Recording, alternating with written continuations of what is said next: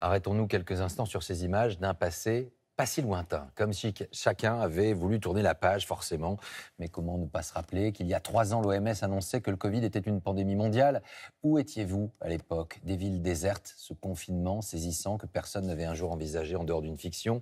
Alors que l'on ignore encore comment ce virus est né, nous avons voulu savoir si nous avions déjà su tirer les enseignements d'une telle situation. Sommes-nous mieux armés?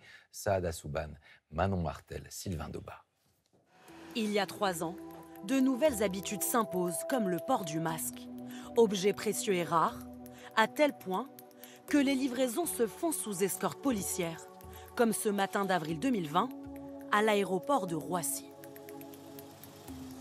Le but, c'est que ça ne soit pas volé, qu'on ne tombe pas sur les guet-apens ou autre chose. À l'époque, les stocks stratégiques sont au plus bas. En 2020, 150 millions d'unités. Qu'en est-il aujourd'hui? Impossible de le savoir, le ministère ne nous a pas répondu. Face à la pénurie, Emmanuel Macron promettait la création d'une filière 100% française. Produire plus sur le sol national pour réduire notre dépendance. 3 ans après cette promesse, qu'est devenue la filière française?